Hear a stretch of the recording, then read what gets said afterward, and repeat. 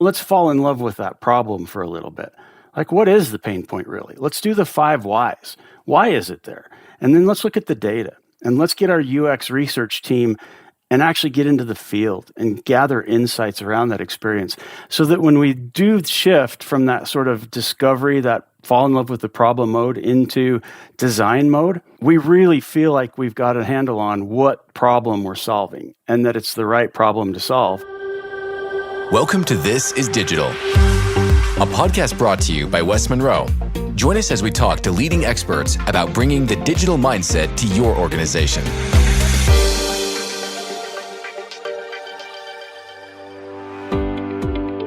Hello, everyone, and welcome to This is Digital. I'm your host, Rissa Redden, Partner and Chief Marketing Officer at West Monroe. Thank you for listening to This is Digital. In each episode, we explore what it means to be digital, not just do digital. As we've learned throughout our first and now our second seasons, digital means different things to different people and different businesses.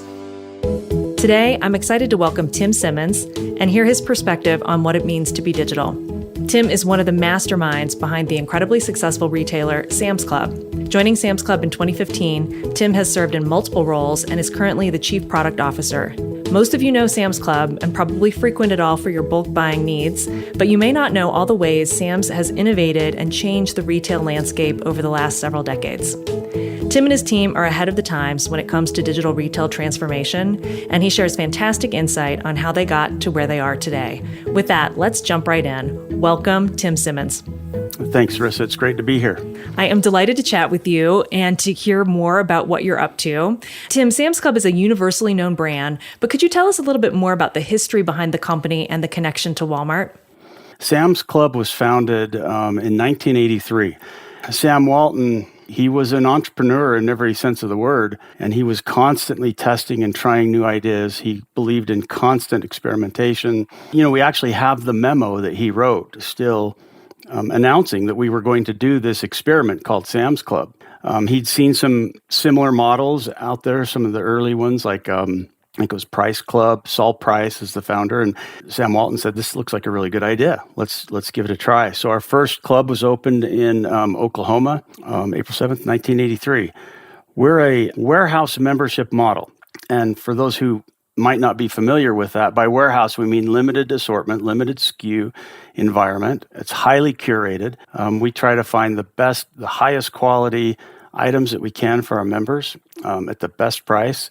And a membership model, meaning you have to be a member to shop in a Sam's Club or shop online and get the benefits of those low prices and those great items. So that's Sam's in a nutshell. And with Sam's, it sounds like it started as a bit of an experiment, if that's fair to say, and now it's considered a leader in digital retail transformation. How did an experiment become a leader in innovation?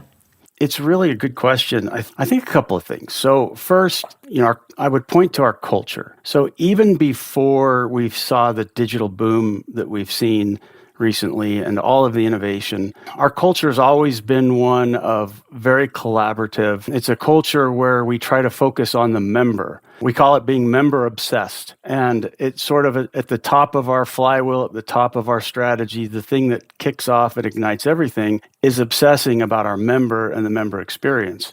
And when you have a culture that has that in its DNA, sometimes I find myself thinking we almost can't help but being innovative, because we're constantly looking for ways to improve the member experience. So I think that's a big part of it, is that DNA that we have about obsessing over our members.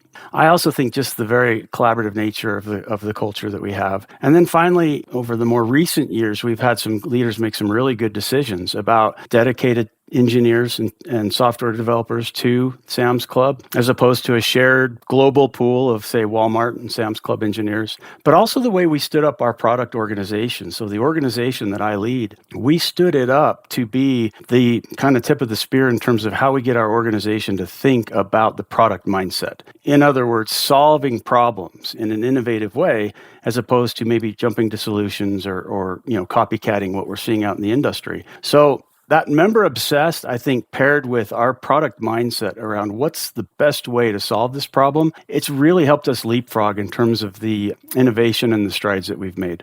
Well, I'm curious to hear more about that, Tim, that when you think about the member obsession paired with product. How does that work practically? Is it people coming to you constantly with, hey, I've got an idea, let's talk about it? Or, is there a more rigorous or more disciplined process that's in place? How does it work in practice? It's both. I definitely see the dynamic of people have been out in clubs touring, talk to members, talk to associates. They see an insight or they hear about a member pain point and they come back and they say, hey, Tim, look at this. I got an idea. So I love that organic flow. But there's also rigor to it. So the way we go about even our annual operating planning, our budget planning, how we prioritize, what does the roadmap look like, where are we going to invest in engineering and product resources, where are we going to put that off? It's a very rigorous process. It's really nice in the sense that we have a very clear strategy. It's very clear to us that we want to win and differentiate on convenience. That's not the only thing. We want great high quality items. We want to beat everybody on price and so forth and so on. But our differentiator, we call it, is convenience. So we can actually look at the biggest pain points. We can look at our member feedback and we can identify those big pain points. And then we can align resources and budget and effort towards that. And when you think about the product mindset, was that a shift for Sam's Club, or was that something that you feel like was already resident given the culture? No, it was definitely a shift. I mentioned prior to having the product team in place, kind of working off of a pool of shared global IT services talent. Even though we're a very, $84 billion company as of last year, going up against the number one Fortune 1 company for prioritization of resources, you don't necessarily get a lot. So I'd say the product mindset was really new to us. It was new in terms of, we had now our own dedicated engineers, so we could pursue our top priorities. But it was also new in the sense that it wasn't sort of in our DNA yet to think about, well, there's a pain point, let's go do this solution. Instead, it's like, well, no, let's fall in love with that problem for a little bit. Like, what is the pain point really? Let's do the 5 whys. Why is it there? And then let's look at the data, and let's get our UX research team and actually get into the field and gather insights around that experience so that when we do shift from that sort of discovery, that fall in love with the problem mode into design mode, we really feel like we've got a handle on what problem we're solving and that it's the right problem to solve. As opposed to in the past, I think we were probably like any other company in terms of jumping after solutions quickly. And after a lot of effort and a lot of work and a lot of money, maybe that solution didn't really solve the problem. Well, and I love that phrase, to fall in love with a problem. I think that that's a fascinating way to think about it, that often we see problems as a negative, but this is really putting a positive spin on it. And how do you really understand it? And I agree with you. I think often there's not enough time spent really understanding the problem. And then you don't know what you're solving for until you really have that crystallized, that you can create a lot of churn and a lot of pain in your organization if you are going after solving the wrong problem, potentially. One example that I always talk about, because to me it was early on for us. So it was an area where we started to develop that muscle, but it was also just a crystal clear example. We were asked to jump to a solution, and then a little bit by happenstance, we ended up actually spending more time with the problem. And so this was around inventory management in our clubs. And if I go back a number of years ago, the operations team came to product and tech team and said, well, look, today, our sales associates have to leave the floor, go get on a PC terminal, and it's green screen, it's legacy system, and there's 14 reports that they print. Hey guys, we want you to just digitize that, put it in an app instead. So that was here's the solution. Just give us an app where we can get to these reports. But as we started to look at that, we were kind of forced to fall in love with the problem because the sheer volume, these were all inventory exceptions. So things like what we call no movement. Something's not selling or moving at the rate it should. There's maybe something we need to go look at with that item. Maybe it's Cheerios.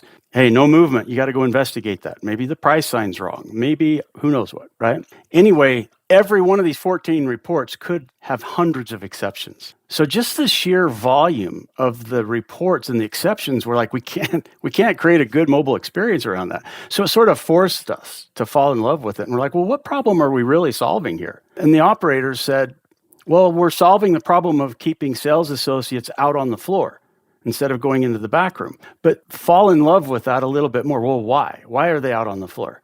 Well, we want them out on the floor to serve members. Well, if their nose is in thousands of lines of inventory exceptions, they're not helping members, right? Mm-hmm. Fast forward to what we figured out, the problem we were really solving for was A, how to create a better member experience with sales associates on the floor, and B, how do we make sure we know that those sales associates are working on the tasks that really will have an impact? Instead of thousands, what are the 20 that really will impact sales and the member experience? So that's one example where just by sitting with that a little bit longer, we got to the core problem, and that unlocked what we now call inventory intelligence, which is a world of insight that we use to manage our clubs. And Tim, a follow-up question on that. I think there's such importance around reflection and to sit with the problem, as you stated, but there's not a lot of patience in maybe perhaps in my own experience. I don't know if that jives with your experience. There's not a lot of patience for taking time or, sitting with a problem. How do you lead through that? I'm a little bit if that's something that you can relate to. Oh, absolutely. Absolutely. And look, I have fantastic peers, the executive team at Sam's Club. They're all in, they're pulling together, they understand the product mindset, they understand what we're trying to do. But even so, it is really tempting to in order to go quick, it's like, just do this. And we see the benefit of doing that, so let's just do it. And the way that I deal with it is, I'm a little bit of a broken record to my peers and colleagues and to my team. I'll say, and that's okay. Sometimes to communicate the message, you have to say it over and over and over and over and over again. So that's part of it. I think the other part of it too is you need to just constantly remind people of the benefit and the risk. The benefit of falling in love with the problem and the risk of not doing it. I've got a pocket full of my favorite examples where we didn't take the time, we didn't reflect, we didn't fall in love with the problem, we jumped to a solution, and it turned out to be the wrong thing, didn't solve the problem, and so it was wasted effort, resource. So I'll often retell those stories, and I'll say, well, remember when we did this? And they're like, oh, yeah, you're right. Okay, I get it. At the same time, I tell my team, it doesn't let us off the hook, either from a product and tech perspective. It doesn't mean that we can just take our sweet time. We have to really still be diligent, and we have to work fast. That's just the nature of the job.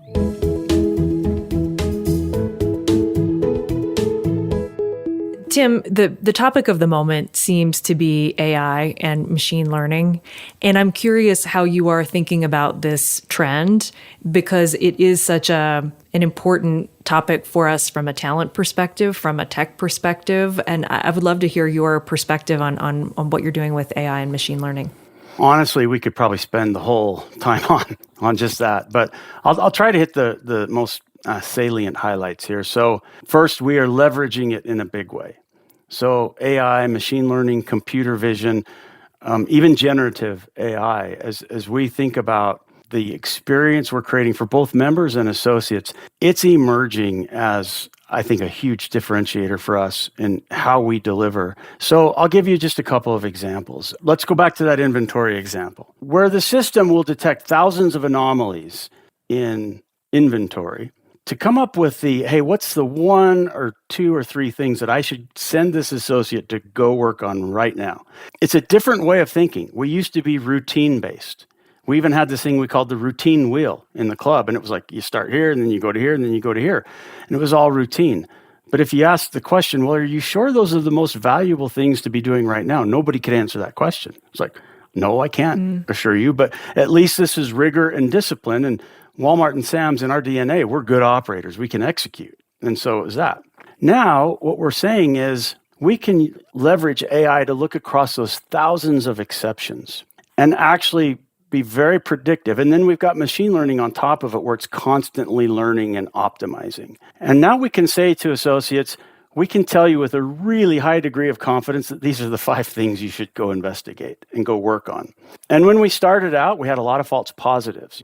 About half the time, we'd send associate on something and we'd say, this is high priority, and there was really nothing wrong. That's where the machine learning comes in top. It's learning and self-correcting as we go.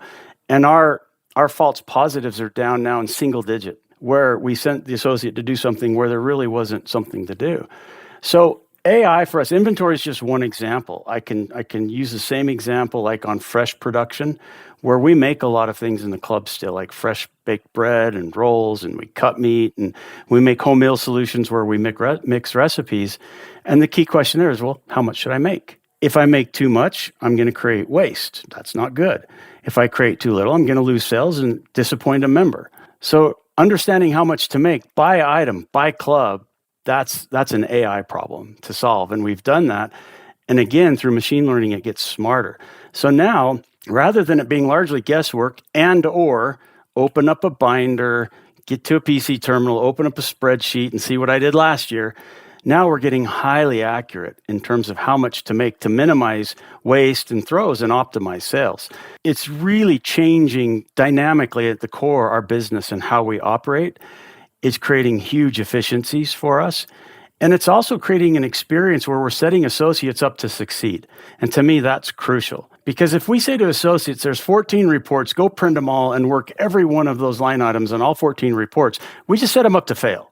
They're not going to get that done anytime soon. And in the meantime, they're not going to want to help members because they've got this whole list to go work on. So members now become a bother, for example. But what this does is it says, do these 5 things. And oh, by the way, your role is now shifting to one of creating a great member experience in the club, smiling, helping a member find something, as opposed to your noses in a report. So it's huge how we're leveraging it and how it's changing our business. We talk often at West Monroe about the connection between the physical and the digital. I believe there's now a term, phygital, to talk about that. How do you think about that? Because the member experience is both digital and it is in person. And how do you think about what needs to be consistent and what can be different? I honestly think of everything now if we're defining it the same way, from a phygital lens. Because to me, the lines have all blurred already. I could argue that with our Scan and Go product, which we can talk about more, but with our Scan and Go product, I would argue that we're kind of leading edge too of blurring the lines. If I look at any member in the club, we get in clubs all the time because that's where the member experience is. That's where the insights are. And even from a digital perspective, because if we're in the club and we're talking with members and et cetera, they're almost always starting in a digital format. So it might be that they're coming to do a curbside pickup. They start to place the order online or on our app. It might be that they did a curbside order, but they wanted to come into the club now and do a treasure hunt for something cool or a yummy snack, for example. But as we look at a member in the club now, we don't, at least for me, I don't think, oh, okay, this is a physical experience.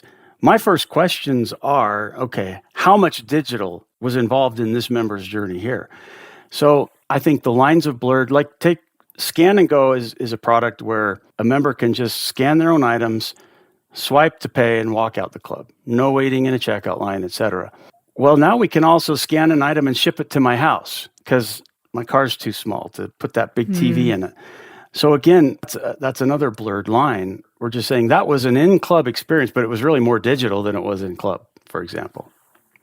You mentioned, Tim, the close relationships that you have with your C-suite counterparts. Could you talk a little bit about, especially in light of AI and machine learning, what's your relationship like with your chief technology officer? Vinod and I have a close and a really good relationship. We're very aligned in terms of this way of working, this product-led, product mindset. Vinod sees the benefit in terms of his engineers are working on the right stuff. They're not working on a lot of work that when we launch, we're going to, oh, that didn't work, throw it out.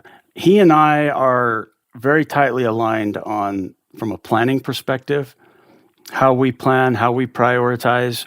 We're very aligned in terms of ways of working. So if for example, but let's say we have a new member, a new leader join the organization and they have a different way of working and they just want to jump to solutions. Vinod and I are usually on the call together with him where we talk about, look, we want to introduce to you a different way of thinking about it and here's why. And he'll talk about the downstream, the engineering benefits, the quality of engineering benefits that come from that. And I'll talk more about from the business side, the member experience side. It's really a close relationship, and I would argue without that, it would be really hard to maintain and optimize this way of working. As you think about Sam's Club as a disruptor in the warehouse space, who do you look to for inspiration? I'll get with my team. my direct reports, my leadership team, and as often as we can, we'll just travel somewhere and get into different retailers. We're constantly want to look for good ideas others have that we might be able to leverage or improve upon. So part of it is just getting in the field. I can't emphasize how important that is, to just feet on the ground, see what's going on. And we do look for, where are we hearing that this is a really cool experience? Go check it out. We definitely look to the market and we look to what's going on. But I would also say our members. We have robust member feedback. So we track net promoter scores. We can slice and dice those by what part of the club were you shopping, what was the digital experience you had. We collect verbatims, and we have millions and millions and millions of verbatim comments from our members. And we can analyze that through text analytics or, again, through AI. That's one really interesting area where I think generative AI, you can say, hey, summarize these 1,000 lines of member feedback, and it'll do it. It's really impressive. But our members are our best source for where to disrupt. It's not so much that they're saying, hey, Sam, you guys should come do blank product, because that would be disruptive. It's really they're telling us what they didn't like, or they're telling us what frustrated them. And when they tell us that, we go, oh, there's something here. There's something disruptive we could do. So our members and our associates too. Our associates are equal parts. This is a pain point. I'm so tired of hearing about this from our members. Can we please fix this? And equal parts, here's an idea. What if you guys did this? So I'd say our members and associates is kind of the leading place where we go for inspiration and ideas. But then we'll also look at just what other people in the industry are doing. So also talking about your digital app offerings, I would love to hear more about something that you're piloting. You're piloting additional programs with features such as scan and ship, allowing members to place direct home orders in the aisle by scanning merchandise included in the program. You mentioned this briefly, but could you talk a little bit more about what's the pain point that you heard and how does this address that need?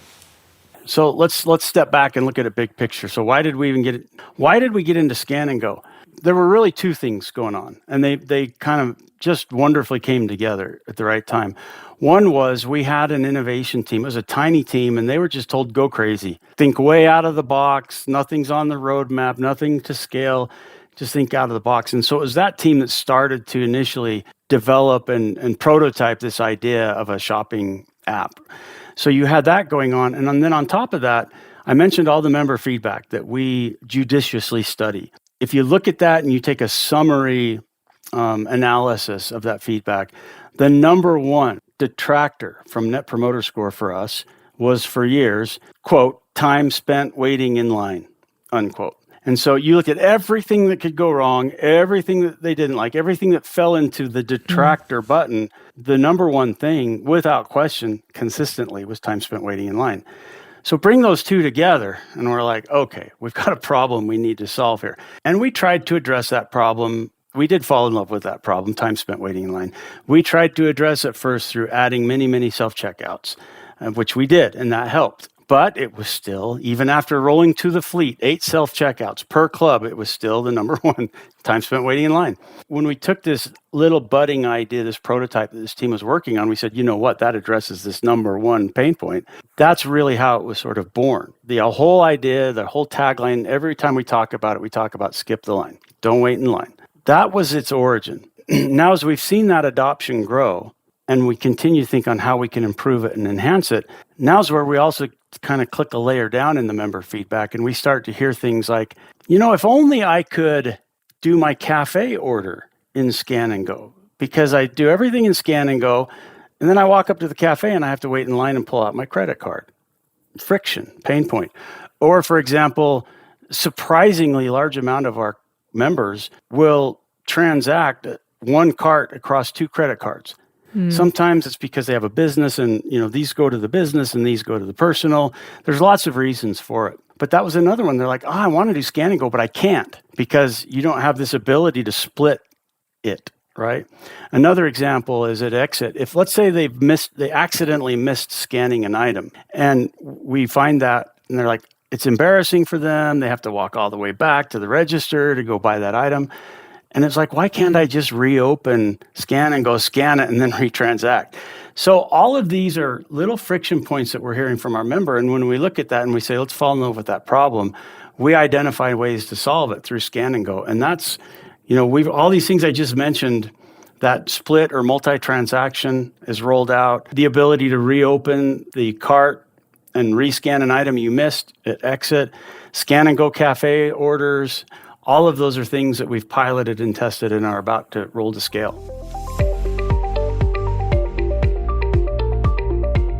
Could you tell us what's next for you and what's next for Sam's Club? What are you excited about in 2023? So for us, for 2023, we're really, I don't know the right word for it, but I'd say huge emphasis. That's a good word. Huge emphasis on AI and machine learning and computer vision, but not just like point solutions. I call them mini brains. We've got lots of mini brains now throughout. I mentioned inventory intelligence. I mentioned fresh production. I could go on and on and on. We have a hypothesis. That is, that if we can connect some of these brains into an orchestrated layer or sort of orchestrated AI across all these different pieces of the business, that 1 + 1 will equal 3. And that the AI will start to see patterns that we don't see that will help us as a business and will help with the member experience. So that's one area that really excited about that we're doubling down on. Another thing that's really excited is we're going to break ground really soon for our design studio. Right across from our home office in what is now a parking lot, we're going to build the Sam's Club Design Studio. And the idea behind this, there's a number of problems it solves. Number one is when we do want to experiment and test and prototype, we're spilling all over the office or we're bugging our merchant team for space in the layout center. It's just not conducive to design thinking and prototyping and iteration. So we're going to design this studio where we have that space to play and experiment, both with digital software, but also with physical space, which is really important to us. Brick and mortar, I don't believe brick and mortar is ever going away.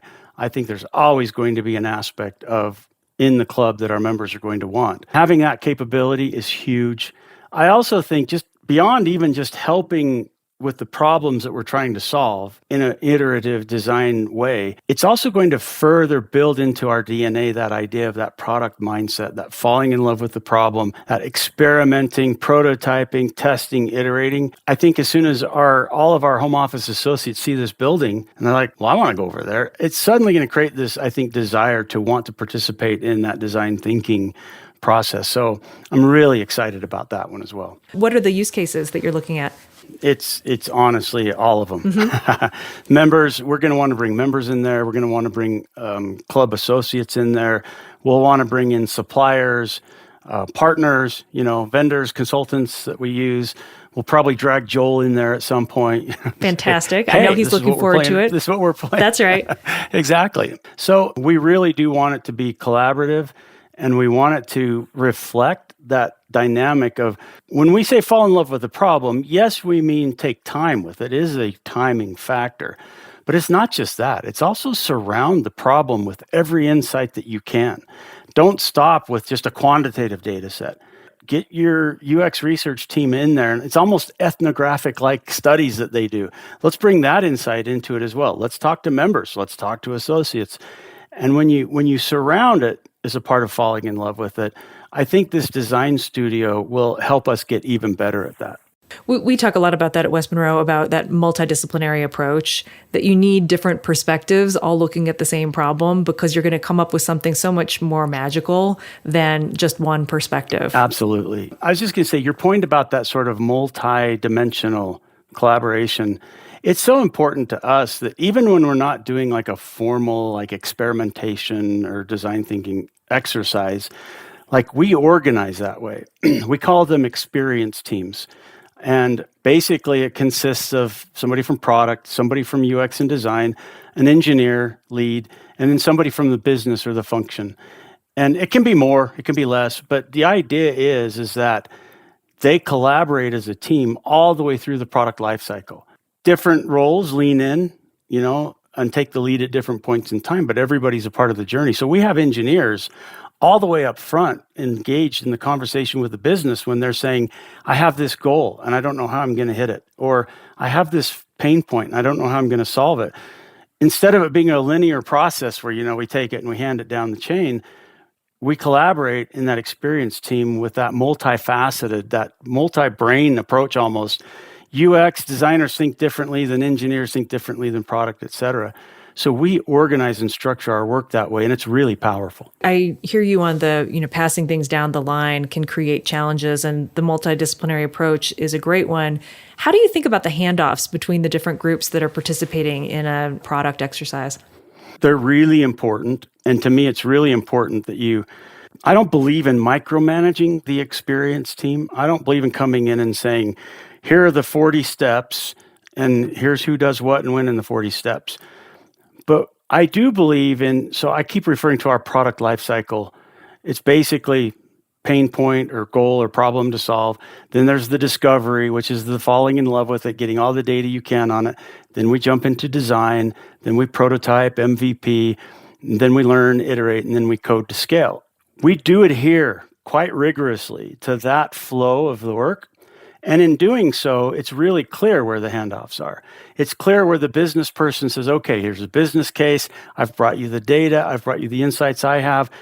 And it's clear to us now product takes over during discovery. Everybody's still involved, but product leads out on setting up the sessions, on commissioning the research, or et cetera, et cetera, et cetera. And then when we get into design, UX leads. Likewise, obviously, when we get into MVP and prototyping, our engineering team steps in. So those handoffs are really important. It's really important that you're clear on them. But you can also do it in a way where you follow that flow of work, but you can do it in an agile way where the teams are empowered to figure out the really detailed level of managing that. Tim, one question that we like to ask all of our guests is this. What does digital mean to you? So I mentioned the lines blurring, right? So I guess whereas a few years ago I would have said, well, that's easy. Digital's anything kind of on a screen. But to me, that's just not true anymore. To me, digital is just one aspect of a member experience in the club, or for that matter, an associate. It's just one aspect of it that needs to be considered in everything. But I'll add, digital almost always means simplification. It almost always means improving the experience. It almost always means you can create efficiencies, unlock capacity. So for me, digital is a powerful tool to bring to bear to all the problems that you're trying to solve. But I also don't think of it as a black and white anymore. To me, it's like I look at things holistically, and digital is always just one key enabler of whatever it is we're working on. And now we have phygital. Now we have this new word, phygital. Yeah. Tim Simmons, thank you so much for joining. It was a terrific conversation, and thank you for joining This is Digital. Thank you, Rissa. I really enjoyed it. Thanks for listening to This is Digital. If you enjoyed today's show, please follow or subscribe on your preferred podcast app. And don't forget to leave us a review. For more information on This is Digital, visit westmonroe.com/thisisdigital.